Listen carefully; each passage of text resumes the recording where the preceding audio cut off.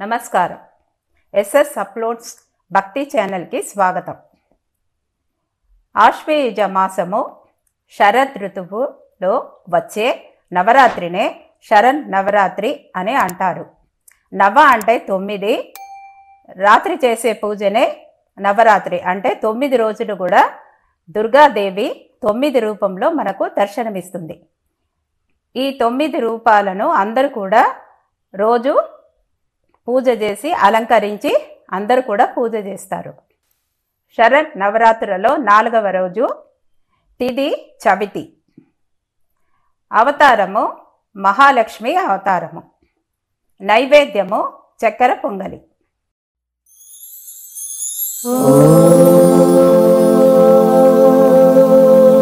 SS uploads భక్తి ఛానల్కి స్వాగతం. మహాలక్ష్మి అమ్మవారి అవతారం యొక్క ప్రాముఖ్యత: 1 ఐశ్వర్యము, 2 సంపద. పూజా విధానము నేను సింపుల్గా ఉంటుందండి. ఈ బుక్ నుంచే చూసి చెప్తున్నాను. ఇది విజయవాడ నుంచి, అక్కడి నుంచి ఆ బుక్ తీసుకొచ్చింది. ఇది అన్ని పూజా స్టోర్లో కూడా ఇలా చెప్తే దొరుకుతుందండి. నేను దీన్ని చూసే మీకు నేను చెప్తున్నాను. ఈరోజు పూజా విధానం ఎలాగో చూపిస్తాను.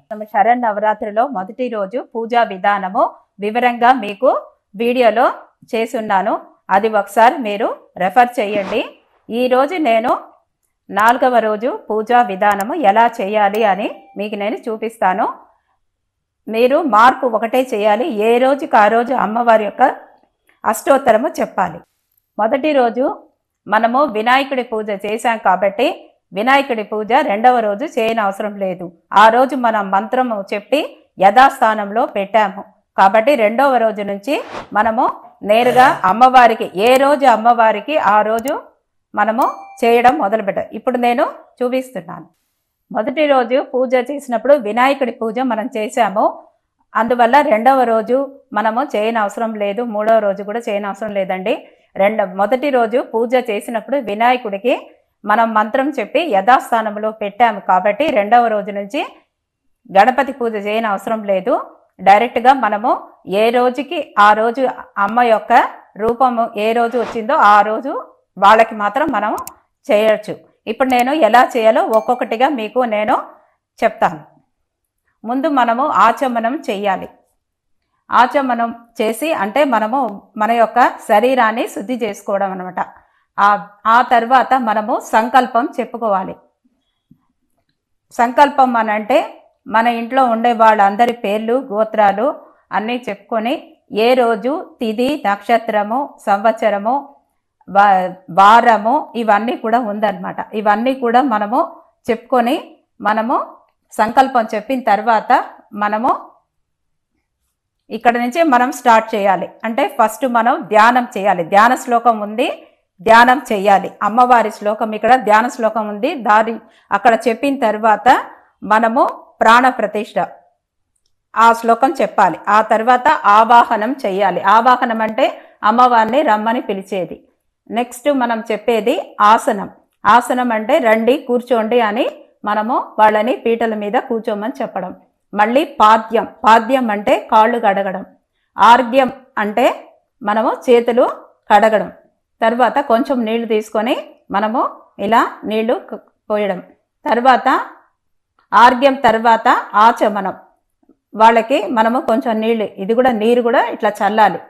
ఆ తర్వాత మధుపర్కం అని ఉంది. మన మధుపర్కం అనేది కొంతమంది విగ్రహం పెట్టుకొని చేస్తారు కాబట్టి మనము అది చేయకపోయినా పాలు మనము కొంచెము దాంట్లో బెల్లం కానీ తేనె కానీ పెట్టి అది ఇలా చూపించవచ్చు. మధుపర్కం అని చెప్పి అది చూపించవచ్చు.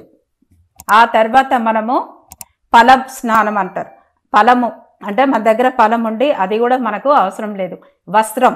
వస్త్రం మాత్రం మనము అమ్మవారికి మన వస్త్రం ఉంటే అది పెట్టచ్చు.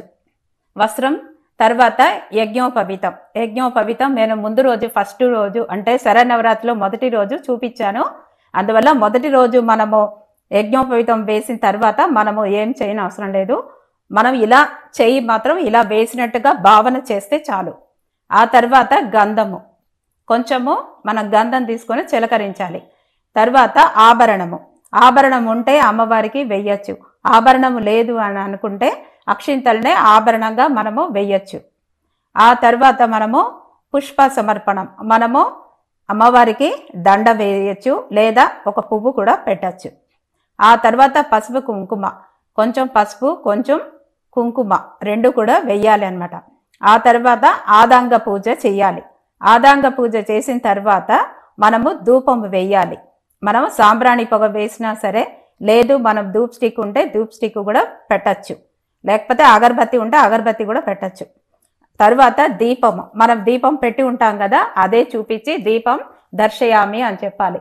తర్వాత నైవేద్యం, ఏ రోజుకి ఆ రోజు నేను నైవేద్యం చెప్తున్నాను. ఈరోజు 4వ రోజు, మనము ఈరోజు చక్కెర పొంగల్ చేసాం కాబట్టి దాన్ని మనము అమ్మవారికి నైవేద్యంగా చూపించాలి. అదైన తర్వాత తాంబూలం, మనము తాంబూలం పెట్టి తాంబూలం ఇవ్వాలి. ఆ తర్వాత నీరాజనం, కర్పూర నీరాజనం మనం ఇవ్వాలి.